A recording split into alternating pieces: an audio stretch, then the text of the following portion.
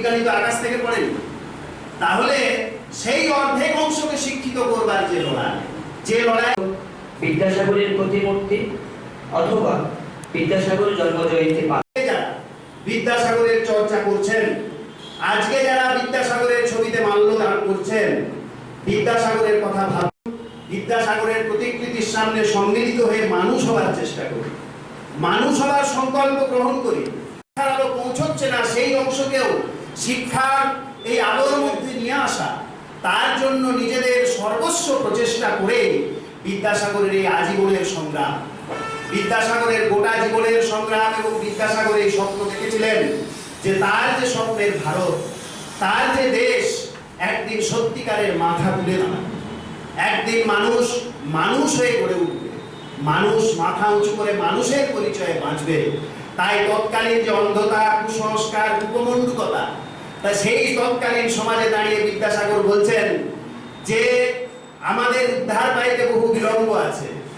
এই সমাজের যে সাতপুরু মাটি, সেই সাতপুরু মাটি তুলে ফেলতে হবে। পুরাতন প্রবৃত্তি এবং প্রকৃতি বিশিষ্ট সমাজের সাতপুরু প্রকৃতি এবং প্রবৃত্তি বিশিষ্ট ওই মাটির সাতপুরু মাটি তুলে দিয়ে নতুন যে যুক্তিবাদী, আদর্শবাদী, সত্যনিষ্ঠ মানুষ হবার চাষ করবার কথা বলেছিলেন, আমরা সেই মানুষ হবার সাধনা করি। রবীন্দ্রনাথ যাকে বলছেন যে মনুষ্যত্ব অর্জনে যে কঠিন এবং কষ্টসাধ্য অহরহ সংগ্রামের মধ্য দিয়ে মানুষ মানুষ হয়, আমরা যদি সেই শপথ, সেই সংকল্প কিছুটাও নিয়ে যেতে পারি, কিছুটাও যদি নিজেদের মনের মধ্যে ধারণ করতে পারি, তাহলে বিদ্যাসাগর চর্চা সার্থক হবে।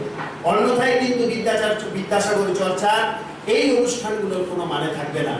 আমি মনে করি এখানে যারা সমবেত হয়েছে, যারা উদ্যোক্তা, আমরা সবাই মিলে নতুন মানুষ হওয়ার সংকল্প গ্রহণ করব। আমরা সবাই মিলে বিদ্যাসাগর যে বিজ্ঞানসম্মত, যুক্তিবাদী, চেতনা এবং মনন বিশিষ্ট মানুষের, আধুনিক মানুষের স্বপ্ন দেখেছিলেন, সেই মানুষ হওয়ার সংকল্প গ্রহণ করব। সেই সংকল্প নিয়ে আজকের যদি এই অনাড়ম্বরের এই ছোট্ট অনুষ্ঠান থেকে আমরা ফিরে যেতে পারি, তাহলে এই অনুষ্ঠান হয়তো কোথাও বিরাট খবরের কাগজ সভা করে এই অনুষ্ঠানের খবর থাকবে না, এই খবর কোথাও ঝকঝক করবে না, কারণ এখানে কোনো সেলিব্রিটি নেই, এখানে কোনো নেতা মন্ত্রীর আনাগোনা ঘটেনি।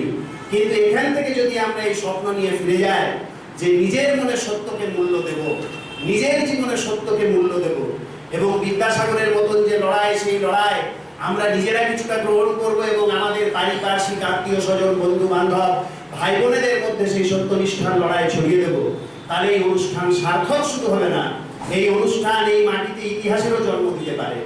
যে অনুষ্ঠান থেকে একদল ছেলেমেয়ে, যে অনুষ্ঠান থেকে একদল ছাত্রছাত্রী অন্তত নতুন মানুষ হওয়ার স্বপ্ন দেখে ফিরে যাচ্ছে, যে সমাজ মানুষের স্বপ্নকে নষ্ট করে দিচ্ছে, যে সমাজ মানুষকে মানুষ হতে দিচ্ছে না, যে সমাজ মানুষের কানের কাছে অহরহ এই মন্ত্র ছড়িয়ে যাচ্ছে যে আপনি বাঁচলে পাবেন না, চাচা আপন প্রাণ বাঁচা, শুধু নিজেরটুকু দেখো, সেই সমাজে দাঁড়িয়ে আমরা যদি এই কথাটা স্মরণ করি যে পিপীলিকা জন্মাইলেই পিপীলিকা, তরুলতা জন্মাইলেই তরুলতা, মানুষ জন্মাইলেই মানুষ নয়, মনুষ্যত্ব অর্জনের অহরহ সংগ্রামের মধ্য দিয়ে মানুষকে মানুষ হতে হয়। যে সংগ্রাম বিদ্যাসাগর নিজের জীবন দিয়ে প্রতিষ্ঠা করে গেলেন, সেই সংগ্রাম আমরা যদি নিজেদের জীবনে গ্রহণ করবার সংকল্প নিই, তাহলে এই অনুষ্ঠান সার্থক হবে।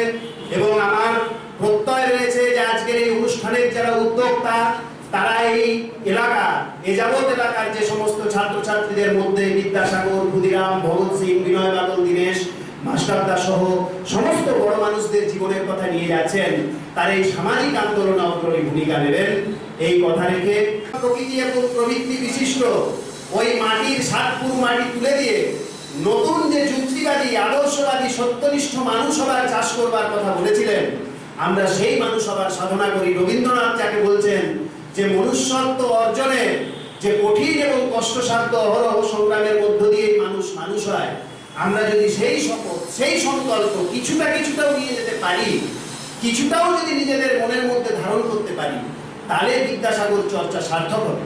অন্যথায় কিন্তু বিদ্যাসাগর চর্চার এই অনুষ্ঠানগুলোর কোনো মানে থাকবে না। আমি মনে করি এখানে যারা সমবেত হয়েছে, যারা উদ্যোক্তা, আমরা সবাই মিলে নতুন মানুষ হওয়ার সংকল্প গ্রহণ করব।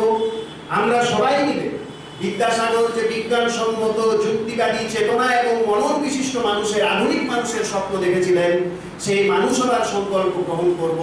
সেই সংকল্প নিয়ে আজকের যদি এই অনাড়ম্বরের এই ছোট্ট অনুষ্ঠান থেকে আমরা ফিরে যেতে পারি, তাহলে এই অনুষ্ঠান হয়তো কোথাও বিরাট খবরের কাগজ সভা করে এই অনুষ্ঠানের খবর থাকবে না, এই খবর কোথাও ঝকঝক করবে না, কারণ এখানে কোনো সেলিব্রিটি নেই, এখানে কোনো নেতা মন্ত্রীর আনাগোনা ঘটেনি। কিন্তু এখান থেকে যদি আমরা এই স্বপ্ন নিয়ে ফিরে যাই যে নিজের মনে সত্যকে মূল্য দেব, নিজের জীবনে সত্যকে মূল্য দেব, এবং বিদ্যাসাগরের মতন যে লড়াই, সেই লড়াই আমরা নিজেরা কিছুটা গ্রহণ করব এবং আমাদের পারিপার্শ্বিক আত্মীয় স্বজন, বন্ধু বান্ধব, ভাই বোনেদের মধ্যে সেই সত্যনিষ্ঠার লড়াই ছড়িয়ে দেব, তাহলে এই অনুষ্ঠান সার্থক শুধু হবে না, এই অনুষ্ঠান এই মাটিতে ইতিহাসেরও জন্ম দিতে পারে।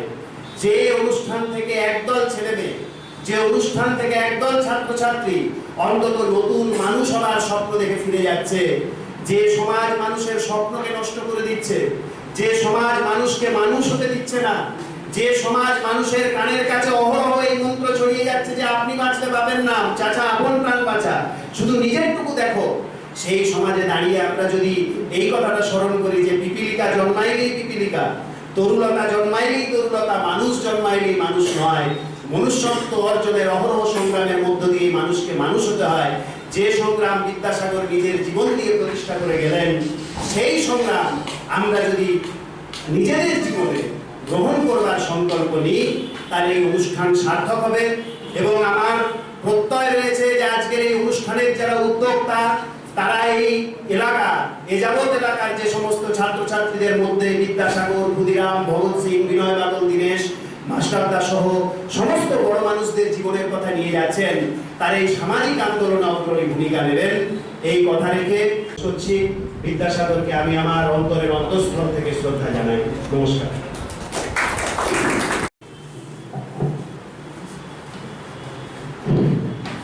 ধন্যবাদ। অল ইন্ডিয়া ডিএসও সর্বভারতীয় আমাদের ছাত্র যুবকদের সামনে তুলে ধরেছেন, সংগঠনের পক্ষ থেকে ওনাকে অভিনন্দন। আমাদের অনুষ্ঠানে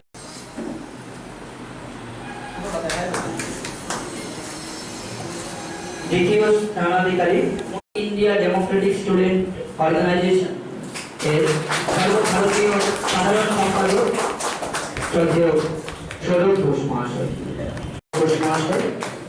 খ বিভাগে তৃতীয় হয় ঘোষ মহাশয়। খ বিভাগে তৃতীয় হয়। Subscribe to Tripura Info and press the bell icon so that you never miss any latest updates and news on Tripura.